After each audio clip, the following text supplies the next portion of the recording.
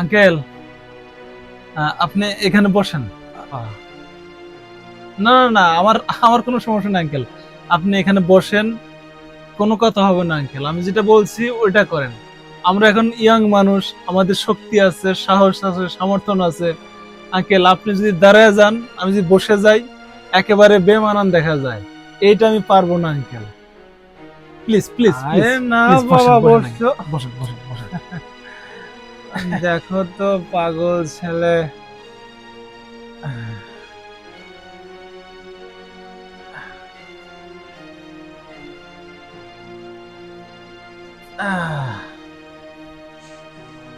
Uncle, আসলে আমি কিন্তু আমার নিজের লাভের জন্য আমি আপনার সিট উঠে দাঁড়াইলাম। আপনি মনে করেন না যে আপনার বেশি উপকার হয়েছে।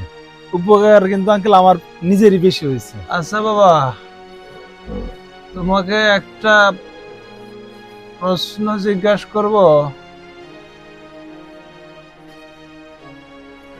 এই যে বাসের মধ্যে এতগুলো লোক, কেউ তো উঠে দাঁড়ালো না বাবা, তুমি কেন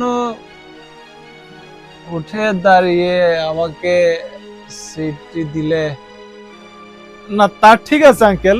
কারণ হলো যে আমরা একদিন বৃদ্ধ হব আঙ্কেল। ধরেন আমরা যখন বৃদ্ধ হব, তখন আমাকে দেখেও যাতে কোনো যুব সমাজ, কোনো ইয়াং পার্সন আমাকে দেখে যেন উঠে সিট দেয়। মানে এই যে কাস্টম, এই যে প্রথাটা, এই প্রথাটা যদি আমরা চালু করে যাইতে পারি, আমাদের দিয়ে যদি শুরু হয় আঙ্কেল, তাহলে এটা একটা সময় সবাই করবে। তখন বৃদ্ধ বয়সে আর আমাদের কষ্ট করতে হবে না আঙ্কেল। মাশাল্লাহ মাশাল্লাহ, আলহামদুলিল্লাহ। বাবারে, তুমি যে শিক্ষা গ্রহণ করেছো বাবা, এই শিক্ষা আসলে কোনো বিশ্ববিদ্যালয় থেকে কোনো ডিগ্রি পাশ করে বাবা এই শিক্ষা অর্জন করা সম্ভব না বাবা। আসলে বলো তো, এই শিক্ষাটা তোমাকে কে দিয়েছে?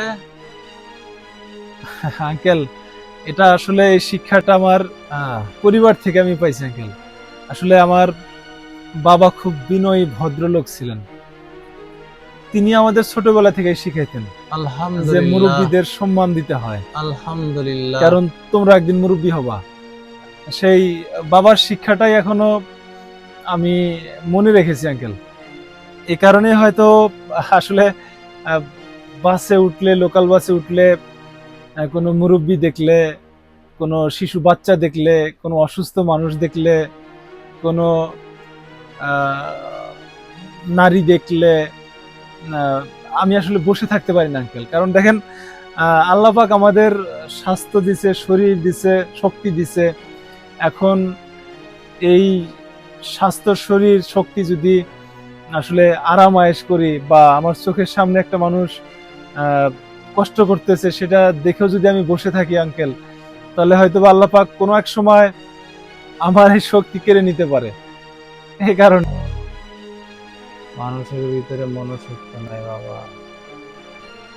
আমরা তো এই বাংলাদেশ চাই না বাবা, আমরা একটা প্রকৃতপক্ষে একটা সোনার বাংলাদেশ চাইছিলাম বাবা। তবে বাবা দোয়া করি, তোমাদের দ্বারাই এই বাংলাদেশ পরিবর্তন হবে বাবা। যুব সমাজ যেদিন বুঝতে শিখেছে, সেদিন থেকে বাবা মাথার মধ্যে ঘুরপাক খাইতেছে, এই দেশ আসলেই সোনার দেশ হবে। অনেক দোয়া করি বাবা, অনেক দোয়া করি। জি আঙ্কেল, আমার জন্য দোয়া করবেন, আল্লাহ আমার পরিবারের জন্য দোয়া করবেন।